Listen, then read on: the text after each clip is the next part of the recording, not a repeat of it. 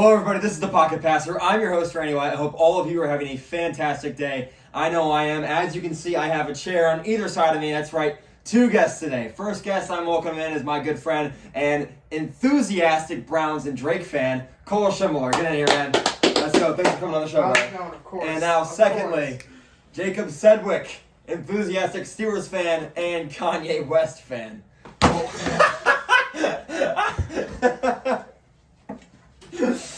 I'm excited. I'm excited. All right, so we got a couple topics to touch base on. We got hot takes to throw at you. We got some AFC division rankings and suggestions, discussions, some playoff pictures, and some start bench cuts to throw at you. So, starting off with some AFC East record predictions, I'm going to let my Steelers fan friend take it over here. Okay, starting off, we'll start from the bottom. Have the Patriots. They will be the doormat of the division this year. They're lucky if they get 6 or 7 wins. I have them at 6. I have them going 6-11. Next, Buffalo. The previous owners of this division for a short term, but there is some trouble in paradise. Diggs isn't happy unless he gets 100% of the targets all the time. Allen will either have 400 yards and 5 TDs or 150 yards and 3 interceptions. Next, I have the Jets. I have the Jets making the playoffs. I have Aaron Rodgers being able to lead them and Garrett Wilson, Breece Hall bouncing back. I have them being back near the top.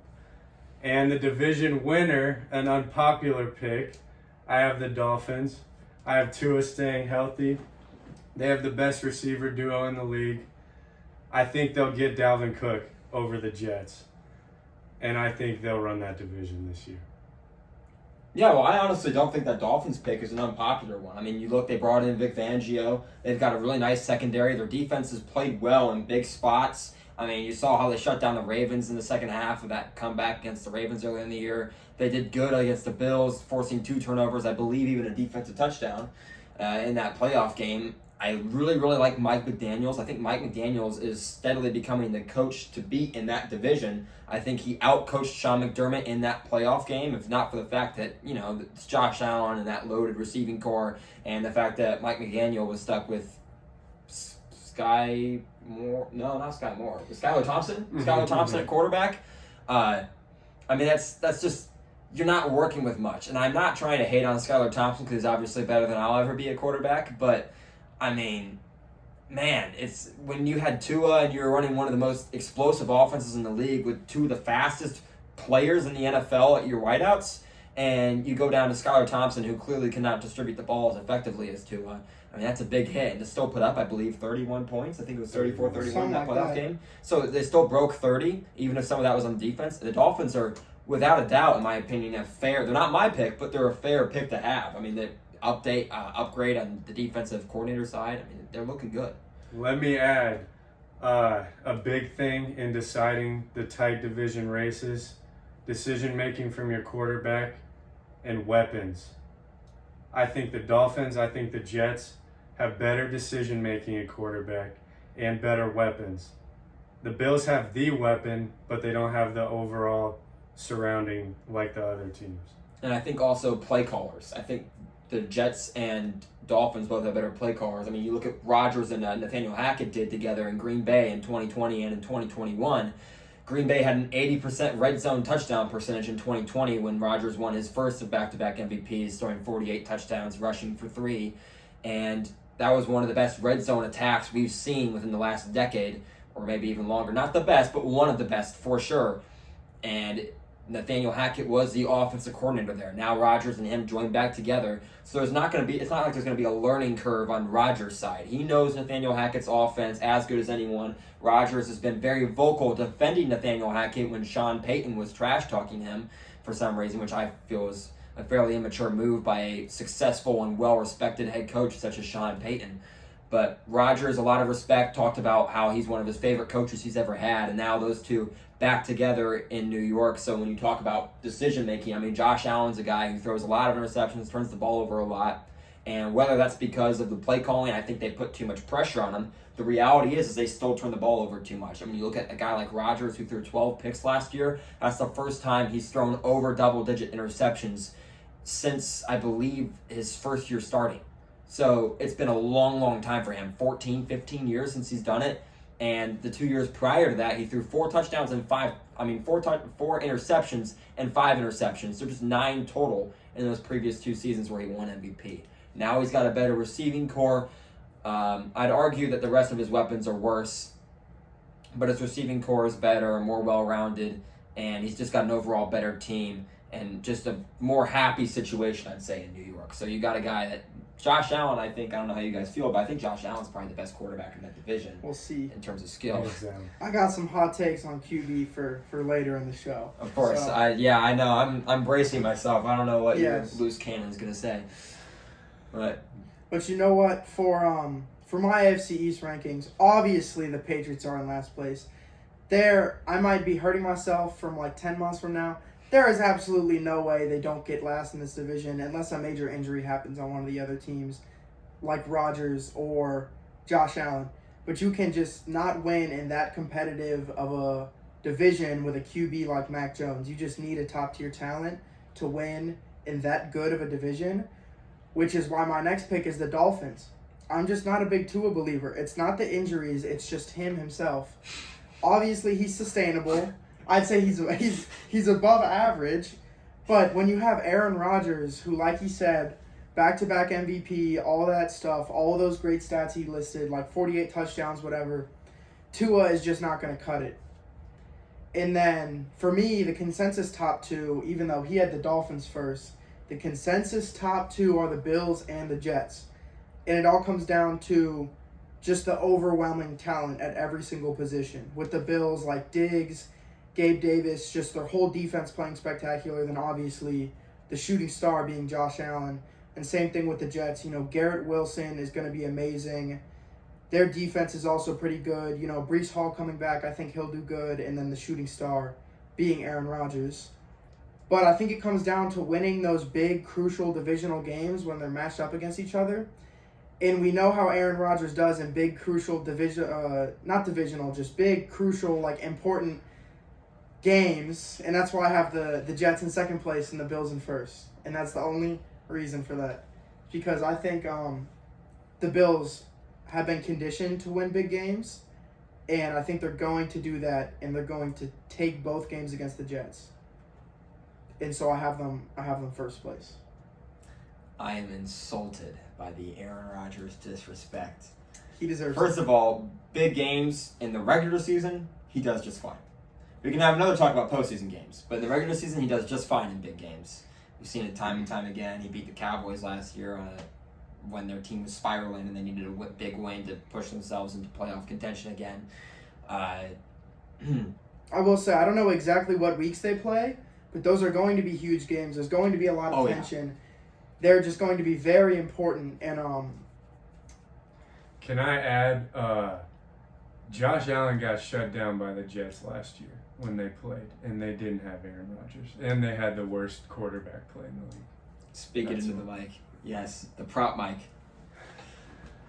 Exactly. And that's a good point, but I don't know. I still got the Bills. Not to mention... And I would argue that those Bills-Jets games, those divisional games, are going to have immense pressure, much more than just a big regular season game, because there is so much wild card, seeding, playoff, all that on the line, that I don't know if Rodgers can get it done, where I don't have that belief in Josh Allen. I think he can get it done. So my thing is, and this is the reason why I don't have the Bills winning the division, because I think it's going to be a tight race between the top 3 teams, Bills, Jets, and Dolphins. They're both very good teams with very good defenses. I mean, you talk about arguably the best corner in the league over there in New York, a very elite safety duo up there in Buffalo, and then the Dolphins brought in Jalen Ramsey. They've got another corner. I know Jalen Ramsey's going to miss some weeks but he's going to be back late season. He's still very good, and they have an elite defensive coordinator, an elite defensive mind that had Denver's defense near the top of the league for a long, long time. So both of these, I mean, honestly, all 4 defenses in that division are quality defenses. Bill Belichick's obviously a defensive mastermind. I just don't think they have the firepower on offense to compete with those other 3 teams that also have high-powered offenses. That's how they separate themselves. But I think watching the way the Dolphins and the Bills played each other last year, especially in that playoff game last year, I think we're going to see the Dolphins coaching catch up to the Bills coaching. And that's where I think the tide turns. And the reason I have the Bills finishing 3rd in the division, although still making the playoffs, finishing 3rd in the division behind the Dolphins at 2nd, is because I believe that the Dolphins could potentially sweep the Bills. I have a good feeling about the Dolphins-Bills matchup this year. I trust the Dolphins to get it done this year, although the Bills have owned that rivalry the last several years. And then I think if anyone else was the offensive coordinator for the Jets, I would not pick the Jets to win the division. I would pick the Dolphins. But because it is a guy, Nathaniel Hackett, that I already just talked about, that Rodgers is very familiar with, there's not going to be growing pains in that offense. Sure, the receivers might be a little bit, but Rodgers has been working with them unlike we've seen the last several years in Green Bay. Rodgers has been present, and he's been making sure that he is building some rapport with his teammates. Not to mention also the fact that they are throwing against an elite secondary, which, as we know, iron sharpens iron. When you have a secondary as good as what the Jets is and overall defense as good as the Jets, that's going to make the Jets' offense better. I think they come out ready to go, and although they open with a tough schedule, their closing stretch is very, very easy, and I think the Jets kind of come up from behind those other 2 teams and take the division late because of that. So are we good on the AFC East there? Yeah. I know we all picked different teams, so It's going to be exciting. We got to come back to these rankings. it's a great division. It's a great division. All 3 of those teams that we talked about are competitive, and it would be ridiculous to count any of the 3 out, even if you counted one of the 3 out. I don't have that belief in Tua. He's not that guy, in my opinion. Also, Mac Jones. I had some strong opinions about him in there. My boy McCorkle. Oh. Don't hate on McCorkle too much. He had Matt Patricia calling plays for him last year. Don't hate on him too much. So now AFC North, another heavily contested division. I think those are the 2 best divisions in the NFL. And It's we've time got for the 2 main. guys. It's time for the main event. We've got 2 guys repping merchandise from that division. So I'll let Cole, you take this one. So as you can see, we are both AFC North fans. We have known each other for the longest time. This has always been a battle. We've never, ever agreed on anything. It's always been the same way. And I will try to leave bias out as much as possible, but I'm a diehard Browns fan. It's going to be hard. There's obviously going to be some bias in here. And that is why I have the Steelers 4th in the division. I think Kenny Pickett will be good. Kenny Pickett, as small as his hands are, I think he'll be good. Deontay, Freiermuth, George Pickens, he has good options, good receivers. If that offensive line can hold up, give him some real time to push the ball downfield and make deep throws, kind of swaying away from that Ben Roethlisberger ball out immediately offense. Just give him time to go downfield to these big targets like George Pickens and Freiermuth. I think he could have a really good season, especially if he can just dump down to Najee, and Najee can tack on some extra yards there. But in that defense, I will say that defense is amazing. I can't do anything to discredit that. We'll get to that defense a little bit later. But I have them finishing 4th. 3rd, I think this one is pretty obvious to me, at least as a Browns fan. It's the Ravens. Lamar Jackson, he's going to have a bounce-back season. I have him pretty high. He's going to do really good. But I think in the modern-day NFL, you can only get so far with a primarily running quarterback. That just being his strongest thing. Obviously, his passing is good. It's been disrespected for way too long. But obviously, running is his strong suit. And so I just don't think that defense will hold up. I don't think the receiver options are very strong, even though they just drafted and signed Odell and all that. And then Mark Andrews, obviously, he's going to get his touchdowns, get his yards, get his receptions, everything. But I don't know if that offense is high-powered enough and that defense will hold up. And the running back position has been kind of iffy for them the past 2 years, so I just don't know if they can get it done there. And then now is kind of where my bias really starts to show. I got the Browns finishing first and the Bengals finishing second. You what? So the Bengals, their offense is obviously going to score. The Bengals might put up the most points in the NFL this season. They're just going to score. They have Pro Bowlers at many positions. T. Higgins is a wide receiver 1 at wide receiver 2 for them. Jamar, obviously we know who Jamar is. Joe Burrow is going to be great when he comes back. If that offensive line can hold up, they're going to do great things. It's just whether or not their defense can support their offense and keep the other team out of the end zone as much as they are scoring, which I still think they're going to do great. I still think they have a chance at making a playoff run with a wild card spot, but I have them finishing second. Then lastly, I've been talking for a while, but I got the Browns first. I'll keep this short-winded. I'll get to it later, but I think the Browns from top to bottom, maybe aside from linebacker, are one of the best teams in the NFL. Quarterback, if Deshaun returns to form, there's no doubt in my mind that we don't have a very good shot at taking the division. Obviously, Nick Chubb, best offensive line in the NFL, great secondary, great young secondary. The D-line will always be good as long as you have Myles Garrett. We got some really big guys to stuff up that middle, fix that run defense problem that we had last year. And then the receivers, Amari Cooper, we know what he does. DPJ is going to take a huge leap this year. Cedric Tillman, I think Randy Moss said it best. He's the best young receiver to end the league in the last 15 years. And I'll let him go now because I see his face over there. He looks appalled. Yeah. Randy Moss, it came from Randy Moss's mouth. The words came out of Randy Moss's mouth that he is exactly what I said. I'll tack on to what he said about the Ravens first, because I have the Ravens finishing third as well. I think Jalen Hurts has already passed Lamar and beat him at his own game and become a better passer than him already. Hence him not having to fight tooth and nail to get paid. Last in the division, I have the doormat, as they are always, the Cleveland Browns. Third, I don't even need to explain. I have everybody in this division finishing with a winning record. That's true. I will say I also have that. This division is one of the best in football. Everyone will have a winning record. But it's just some teams are a higher caliber than others. I have the Browns in last. I have the Ravens in third, either by a tiebreaker or a game up on them. I think the Browns have their ceiling with their head coach, which they already lived out a couple years ago. I think they need a new voice in there regardless, a new play caller with Deshaun. As it showed, he clearly didn't work, whether you want to say it's rust or not, the play calling didn't work. The Ravens, I just think changing the whole offense around a quarterback that isn't the most talented at throwing, and now you want him to throw 40 to 50 times a game, it's not going to work how they think. They can still win games.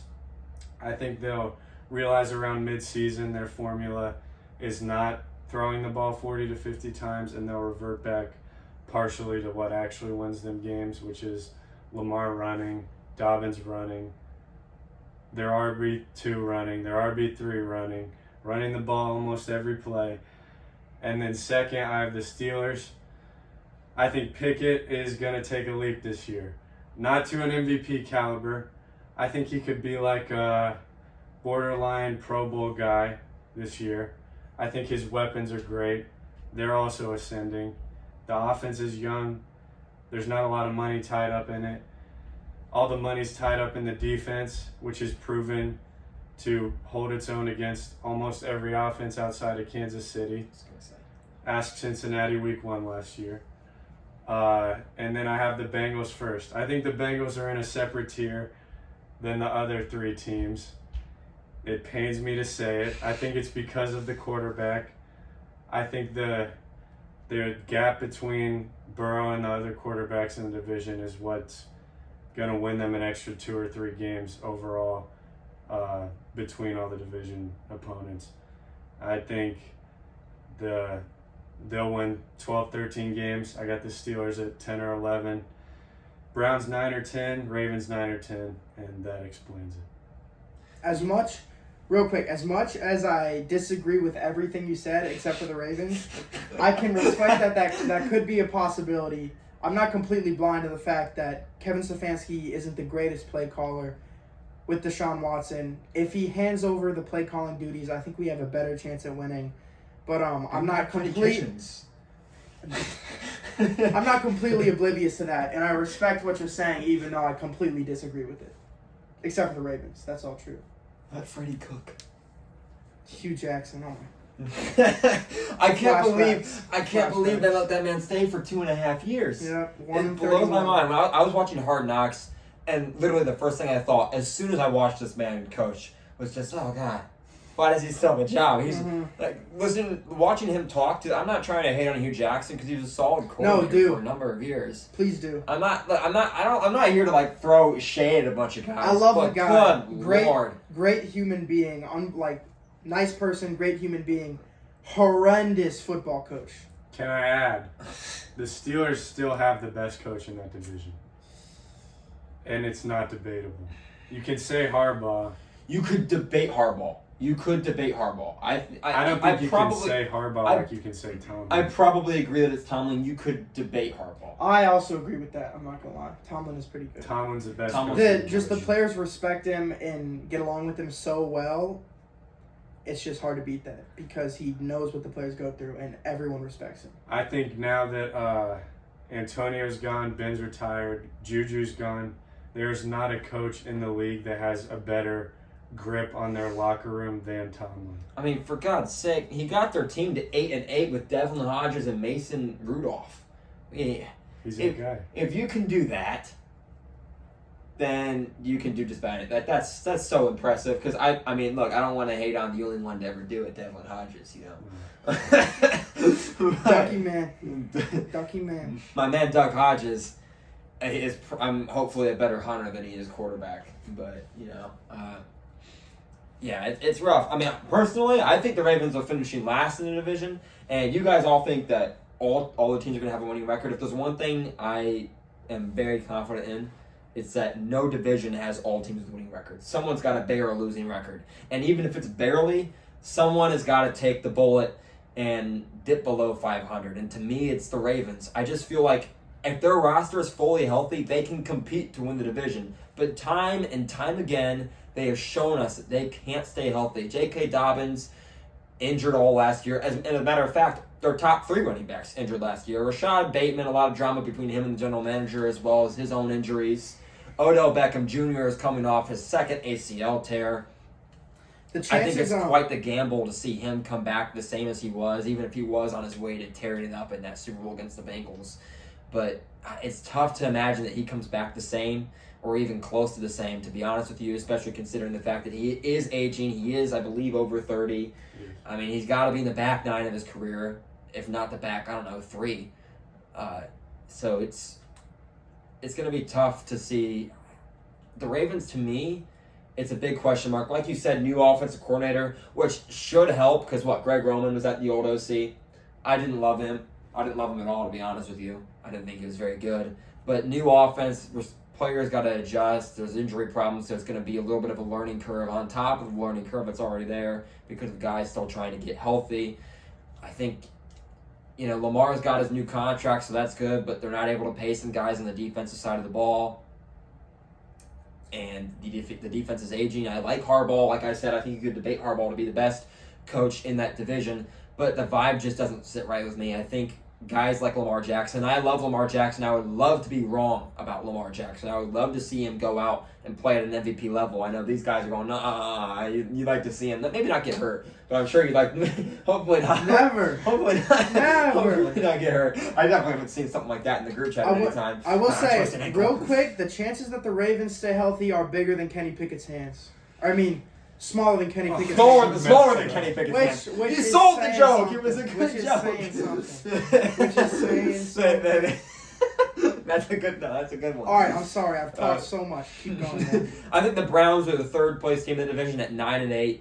To me, I think Deshaun Watson bounces back in a big way. I have questions about Stefanski. I have questions overall about how that run defense performs. It was abysmal last year. They need to be better. Stopping the run is really step 1 for a good defense. If you can't do that, as soon as you give up the lead, it's over. if you're going to give up first down where you're giving up 4 yards and then 4 yards and then it's starting 2 and they just run it again and then the clock keeps going and all of a sudden it's 2 minutes every down and distance and all of a sudden you're giving up 8-minute drives in the second half of football games down 2 scores, which is going to happen. That's something that happens to every NFL team. If you can't stop the run in the second half and you're having to score quickly on the other side with not really big play threats. I know Donovan Peoples-Jones gets over the top some on occasion. He has been known for some of those post routes, but that's more scheme than pure speed, I think. None of those guys on that Browns offense are going to absolutely torch you, and if you force them to pass, all of a sudden you're taking away their best player, Nick Chubb, who I think is the best running back in the league. But you take him away by getting the lead on, and it's going to be really tough, even if Deshaun Watson does come back to being the remarkable playmaker he was with Houston. So it's just going to be tough, and they're playing in such a good division. I think the Steelers are going to give them fits defensively especially.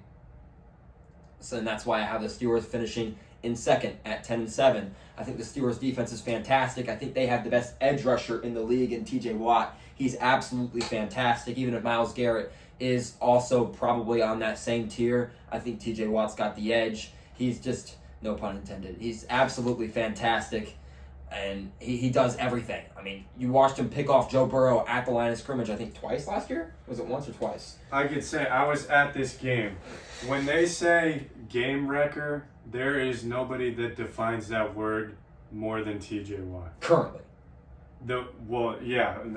They didn't use it in the past. That wasn't a word they would ever use. I'm just being an ass. I got a couple names coming to mind that are bigger than TJ Watt, but I'll keep that to myself for a couple weight of his minutes. Disrupted plays that they have, like the weight of his plays that he makes on the games, carry more weight than any defensive player. Just watch it. I mean, he's without a doubt the most valuable defensive player in the NFL. You look at the Steelers' record with and without him. You look at the points allowed with and without him, and it's night and day. There's not a guy that on the defensive side of the ball that makes the impact that TJ Watt makes. It's a different football team all around. The defense performs completely differently. What they're able to do schematically, to the amount of pressures they get, the amount of sacks they get. I mean, it's a huge difference with and without TJ Watt. You're talking about a team that goes from competing first in sacks to plummeting in the sack category when he's out. Even if guys like Highsmith were able to step up and play well, it's a huge difference, and it was a huge loss for them. And he's a guy that is generally healthy, but when he tore his pec, massive loss for him. I expect him to be healthy this year because unlike the Ravens, the Steelers' top guys are not injury prone. They stay healthy. They stay in the game majority of the season. That's really the reason. That's the deciding factor for why I had the Ravens finishing last. And then the Browns finishing third is simply because of what I explained. Bengals, I agree with you. The Bengals are on a tier of their own. They have the best quarterback in the league. They have the best receiver in the division. They have the best overall passing attack and offensive attack. Joe Mixon taking a pay cut to stay, which I admire a lot. I appreciate that kind of mentality. I don't think you see it a lot, and I'm not criticizing the guys that don't because I get wanting to chase the bag, but you really got to appreciate a guy that cares about the game that much and cares about getting a championship and bringing something that the city of Cincinnati has never gotten to see before in a Super Bowl championship trophy. So I really appreciate seeing something like that out of a guy. I think Joe Mixon's doing a really admirable thing, and he's a very high-quality running back, arguably top 10. I think he's a top 10 guy. He's fringe, but he's up there, and he's a very solid guy. He can receive, he can run, he can do a lot of stuff. Defensively is my big question mark. They have the best tackling linebackers in the league. They still got a very solid pass rush, but the safeties, big question mark for me. I mean, you saw Jesse Bates and Von Bell. Quality safeties. Von Bell, a fantastic box safety. When you brought him down in the box, he was an excellent run defender. Jesse Bates could tackle. They were both high-quality tackling safeties. You saw that AFC Championship that they beat the Chiefs 2 years ago. Who was making that play, that forced that interception in overtime? Jesse Bates. I mean, those guys were all over the field, huge playmakers, premier players at their position. I mean, I talked about the Bills earlier having high-quality safety play that really helped their defense because that's quality leadership at the top of the defense. And Micah Hyde and Jordan Poyer, not quite to that level, but Jesse Bates and Von Bell, both quality players that are going to really bring up the level of any defense. I mean, we talk about safety not really being one of the most important positions on defense, and they're not. But guys as quality as that are able to come in and make big plays in the run game, be able to make tackles effectively all over the field, break passes up, great playing the ball, great tackling. I mean, they're just high-quality safeties. That's going to be a big loss anytime, especially when you have to fill those roles with young players that don't have nearly the level of leadership experience and just playing game experience that those guys had, both quality veterans. So losing that's going to be tough. And I think you're going to see the Bengals, especially early in the year, give up big plays downfield. I think, for one, the Chiefs is going to be a tough matchup. And that's why I don't think the Bengals are a team to expect in the Super Bowl this year. Because I think going against teams like the Dolphins, the Bills, the Chiefs, the Jets in this AFC, the Chargers, if they push their way in, those are teams with elite quarterbacks, with elite passing attacks that, I mean, good luck. If you don't have really good players on your back end, even if they do have a good defensive coordinator, which the Bengals have, a quality defensive coordinator that's been able to get those guys in a position to play at a level above their talent. I mean, we've seen it in the playoffs these past 2 years. They shut down the Bills, they shut down the Chiefs in both AFC Championship games. Even if they didn't get done this year, you can't argue how well the defense played. So to see that not having those safeties, it's going to be a question mark. I'm not saying they can't do it, but it's definitely going to be tougher. With that being said, their offense is unbelievable. Like you said, could be the number one offense in the league. So with that in mind, Bengals should still win this division. I haven't gone 11-6. I'm going to add this take. If the Bengals win the division and one of these other three teams sneak into the wild card and end up playing them, they will lose to a division rival in the playoffs. I could see that. That's my take. Playoff football is a different game, and you need veteran leadership at every angle. And I think they get outcoached by all three of those teams. Even if I hate on Stefanski, he outcoaches Taylor pretty consistently. To be fair, the Browns do have a winning record against Burrow and the Bengals. I mean, you could argue that. I don't love Taylor. I think Burrow and Taylor have to do a better job getting on the same page with blocking schematics, because we've seen time and time again where Burrow is getting pressure in his face and he's getting sacked a lot. And some of that is their insistence to stay in 5-man protection. They don't like having a 6-man block. And if you get 4 down linemen and you load 3 to one side and you get these switch stunts and these different stunts where you're having the inside guy come all the way to the outside, when you have an offensive line that's not used to playing together, it's really, really, really tough. Or just an offensive line that, frankly, isn't as high quality as some of the top offensive lines in the league. They're just not. They've improved, but to say that they're a top 16 line even is probably a stretch. So going up against quality pass rushes, which, by the way, the Chargers have. I just mentioned their pass game. Well, what about their pass rush? Chargers have. Chiefs have Chris Jones. You look at the Jets, they got Quinnen Williams.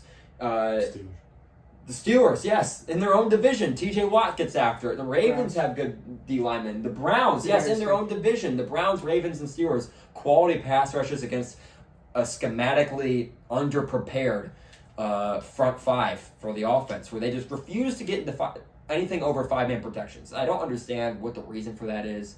Maybe they like seeing their hopefully future Hall of Fame quarterback get hit on every play so that he doesn't make the Hall of Fame and he pulls an Andrew Luck instead of Tom Brady. But if you'd like to see this man play for your team for 10, 15 years, I recommend expanding your schematics to maybe include the running back not always going out for a pass. It's okay if he comes in and chips, or if you have your tight end sit and block to maybe help out your inexperienced and under-talented slightly offensive line. It'd be really helpful. And I think not doing that, I mean, it got Burrow sacked the most in the league 2 years ago. He got sacked a lot. The Chiefs ate him alive in that AFC Championship game just a couple months ago. So they got to fix that. They just have to, if they have any hopes of getting past their extremely good division rivals. And I didn't even mention the Bills with Von Miller, who's coming back, along with Ed Oliver, right? Dolphins. Yes, Dolphins, good pass rush. I mean, all these teams in the AFC, they've got good quarterbacks and they got good pass rushes. You got to be able to defend that. If you can't, you're not going to get past them. Even if the Bengals have done a good job the last couple of years, they're not going to sustain that with a weakened secondary. It's not going to happen because their offense isn't going to be able to put up quite the amount of numbers. And by the way, Joe Burrow, 0 fourth-quarter touchdown passes in playoff games. I love Joe Burrow. I think he's the second-best quarterback in the league. Got to be better in the fourth quarter against these elite teams. I will say something about Joe Burrow. This upcoming year, I have him going pretty high. I think he has a chance of doing pretty good in the Pro Bowl because we know they're not going to be in the Super Bowl. So I think he's going to. I think he's going to do really good in the Pro Bowl. I think he's going to be there. He's going to perform. That flag football game, I'll have a lot of fun.